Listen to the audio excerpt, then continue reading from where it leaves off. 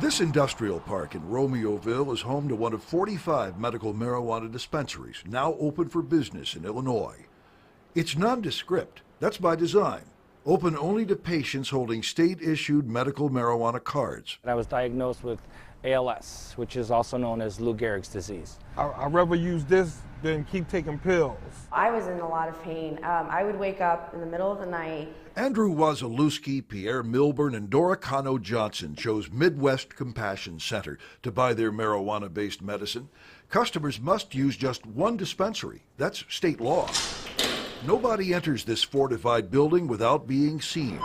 Security cameras and coded keypads are everywhere. And this is Moon Rock bubblegum. This dispensary carries everything from a marijuana plant's dried flowers you smoke to baked goods and candies known as edibles. This is where medicine is going, and that this is a product that's able to treat many, many different ailments. Nicole Van Rensburg's family has been in the healthcare business in Florida for 30+ years. This venture in the land of Lincoln takes them from diagnostics to treatment. Once patients come in, we get to know them. We get a sense of what their lifestyle is, what is their condition, what are they looking to achieve. And we carry about 100 different products right now from about 8 different cultivators. Of those 100 different products, a third of our products have little to no psychoactive effect. In other words, you don't have to get high to use medical marijuana.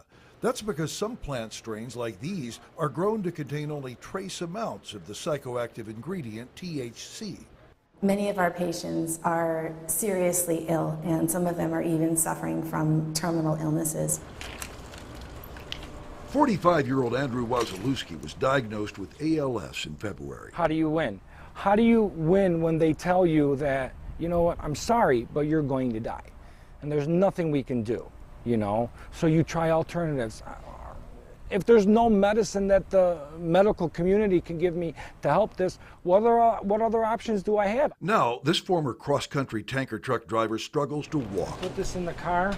And it tortures him Okay. to think about leaving behind a caring wife and 3 sons, his youngest just 5 years old. If I sit down to watch TV without smoking, I'm driving myself crazy because I can't stop thinking about the twitching and everything's going on. Then panic attacks start to set in. 32-year-old Dora Cano Johnson tried physical therapy, acupuncture, and yoga.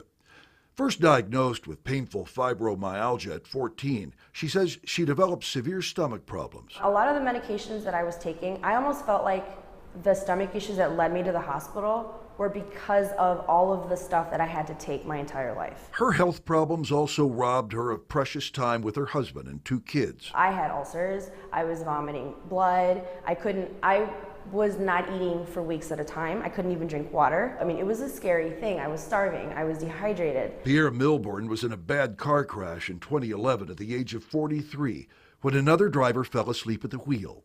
He has suffered severe pain ever since and didn't get a good night's sleep for years. They tried to give me the Vicodin pills. It makes you feel groggy. I just don't like taking heavy medication pills and stuff. I'm not a pill, I can't do them pills. What they all have in common is a desire to find an alternative to prescription pills, many of them highly addictive. We're currently engaged in a study with University of Michigan that explores opioid consumption on patients who are using medical cannabis. And what they're seeing is that a lot of patients are choosing to actually substitute their opioid consumption with medical cannabis. Access to dispensaries starts with a medical card. To enroll, see a doctor to discuss medical cannabis for your condition. Complete and sign an application.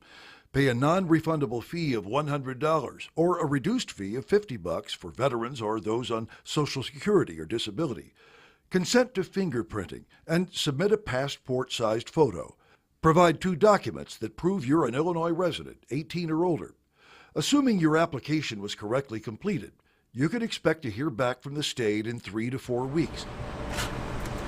Yet card carriers we spoke with say getting a card was worth every bit of the time and expense. All right. If you're unsatisfied, you come back. These people are awesome.